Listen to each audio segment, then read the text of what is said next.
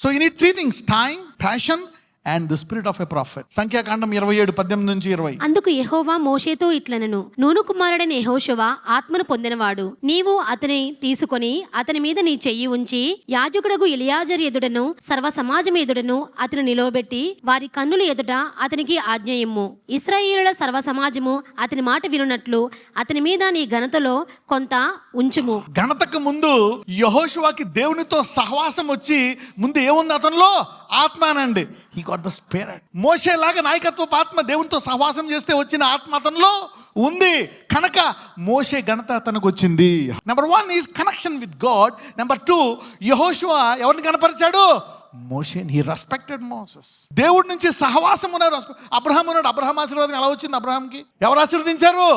ఎంత గొప్పవాడైనా మెల్కిజెదెకు నుంచి వచ్చింది. మెల్కిజెదెకుని గౌరవించాల్సిందే, ఘనపరచాల్సిందే. మెల్కిజెదెకు ఆశీర్వదించలే, ఆశీర్వాదము కలిగిన వాని యొక్క తాళం చెవి ఇప్పండి, ఇదిగో నీ ఆశీర్వాదాలు బయటకు వస్తాయని.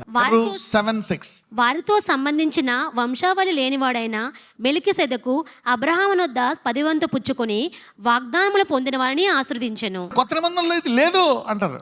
వారితో సంబంధించిన వంశావళి లేడైన మెల్కిజెదెకు అబ్రహాము నొద్ద 10వ వంతు పుచ్చుకొని ఏంటి అక్కడ ఏముంటారు? అక్కడ వాగ్దానములను పొందిన వానిని. అబ్రహాముకి వాగ్దానాలు ఎవరిచ్చారు? దేవుడు ఇచ్చాడు. కానీ అది నెరవేరాలి అంటే ఎవరి ద్వారా నెరవేరాలా? ఇప్పుడు ఎలీషాకి 2 అభిషేకము రావాలంటే ఎవరి నుంచి రావాలా? ఏలియా. యెహోషువకి ఆత్మ ఉన్న ఘనత రావాలంటే ఎవరిని కనపరచాలి? ఇక్కడ యూనిట్ టు హానర్. దేవుడు లాంటి ఘనత ఇవ్వాల్సిన పని లేదు, కానీ కనీసం హానర్, రెస్పెక్ట్ అనండి. యు సీ దట్ నా ఎంతమంది నేర్చుకున్నారు? అందుకే repentance. If you have touched somebody, if you have cursed somebody who is anointed, repent. Humility. If they repent, they can never in their life, they can tap into this anointing.